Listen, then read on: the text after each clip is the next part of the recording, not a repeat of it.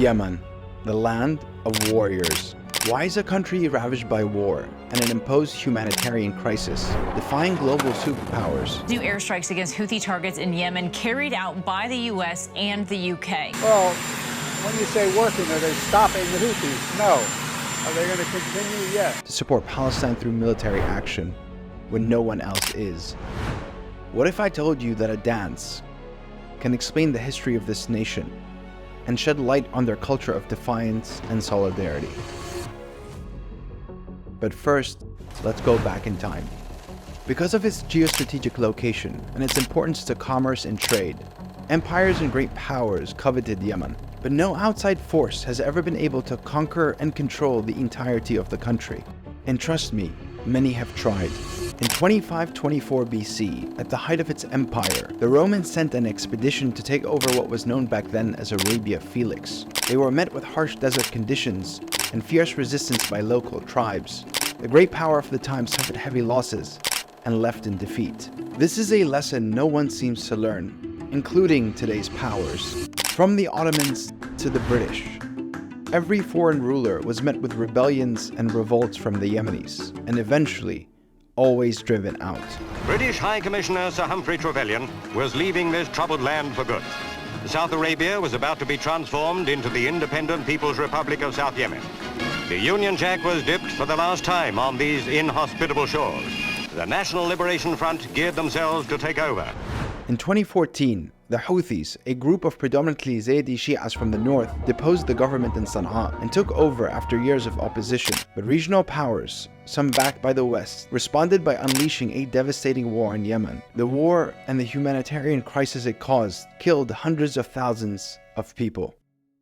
Yet 10 years on, as history has shown us repeatedly, no one external power can crush and subdue this entire nation. And nothing captures the spirit of defiance more than the Bara, the Yemeni tribal dance of war.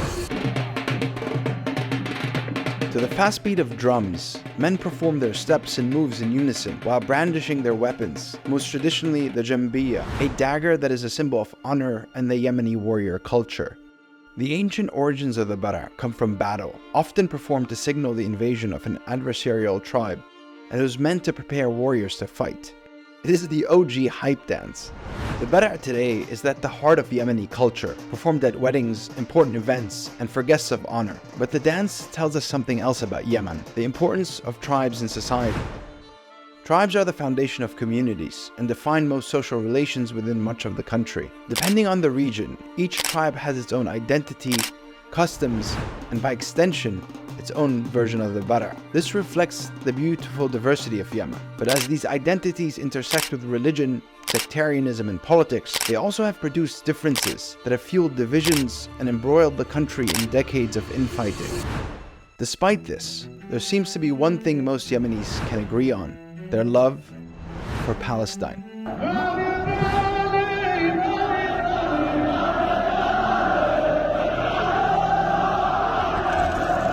And as the Bara and history have shown us, Yemenis never shy away from a fight. Rooted in their shared Arab and Muslim identity, Yemeni solidarity with Palestine also comes from the justness of the Palestinian cause as a fight against imperialism that has for centuries also plagued Yemen. رسالتنا للعدو الأمريكي الإسرائيلي إنه مهما حصل من تحديات في البحر الأحمر ومهما عمل من إجراءات تعسفية ضد القوات البحرية اليمنية فهذا لن يخيفنا ولن يرهبنا ولن يوقف من عزمنا وصلابتنا تجاه موقفنا تجاه القضية الفلسطينية. As Israel's war in Gaza raged on, the Houthis took action, and many in the country rallied behind them despite their differences. They decided to hit the global economy. See, Yemen sits on one of the main arteries of global trade, the Bab el-Mandeb Strait of the Red Sea. 12 to 15% of the world trade passes through this route, and when it is closed, it can destabilize the world. Normally, a trip from the Gulf to the UK would take 14 days, but when this route is closed, it takes ships 24 days to travel around the southern tip of Africa. Knowing very well the economic impact, the Houthis targeted ships headed to Israel through Bab el-Mandeb. The military operations aimed at squeezing and isolating the Israeli economy, which was already under a lot of pressure. As a consequence, shipping prices rose, and companies avoided traveling through the Red Sea for fear of the Houthis.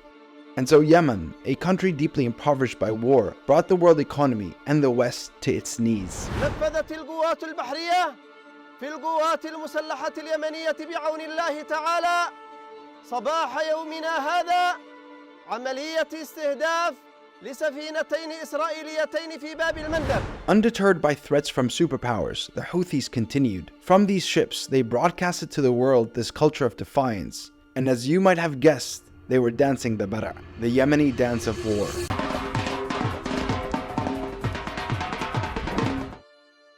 Those images captured the hearts and minds of the world because no other people or country was willing to militarily intervene for Palestine as Israel was conducting its genocide. And when Yemen was bombed by the US and the UK for their military operations, millions of Yemenis went to the streets and chanted, "We don't care, bring it on, let's make it a world war."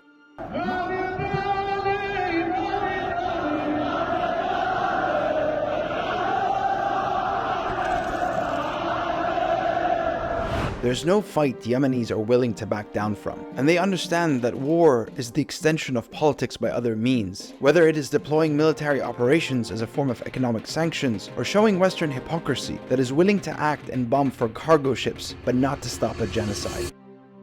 If the bara and history can teach us anything, is that you can never subdue or crush the Yemeni spirit of defiance.